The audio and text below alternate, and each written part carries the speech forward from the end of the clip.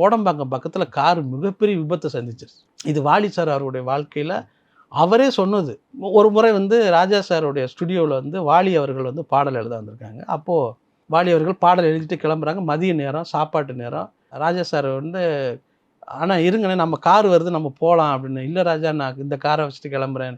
"இல்லைண்ணே, நான் கொண்டு வந்து விட சொல்கிறேண்ணே" அப்படின்னு சொல்கிறாங்க. "நீ வா ராஜா போகலாம்" அப்படின்னு கூப்பிட்றாரு. ராஜா சார் வந்து "நம்ம போகணும், இருங்கண்ணே, கொஞ்சம் வெயிட் பண்ணுங்கண்ணே" அப்படின்னு இருக்காரு. ஆனால் "இல்லை ராஜா, நான் கிளம்புறேன்னு" சொல்லிட்டு கிளம்பி போயிட்டார். போன பிறகு பார்த்தா கோடம்பாக்கம் பக்கத்தில் கார் மிகப்பெரிய விபத்தை சந்திச்சிருச்சு. இது வாலி சார் அவருடைய வாழ்க்கையில் அவரே சொன்னது. ராஜா சார் நான் திரும்ப வந்து நான் ராஜா சார்ட்டே கேட்டேன், "இந்த மாதிரி வாலி ஐயா சொன்னாங்க" அப்படின்னு. "ஆமாய்யா, இது மாதிரி நடந்தது" அப்படின்னு. நான் வாலி சார் வீட்டில் கற்பகாவனியில் போய் பார்க்கும்போது இந்த சம்பவத்தை சொன்னார். ஏன் சொன்னார்னா, அவர்கிட்ட சில பேர் சொன்னால் பழிச்சிடுயா, அதில் ராஜா முக்கியமான ஆள் அப்படின்னு சொல்லி என்கிட்ட சொன்னார். அப்போ பழனி பாரதி அண்ணன் கூட இருந்தாங்க.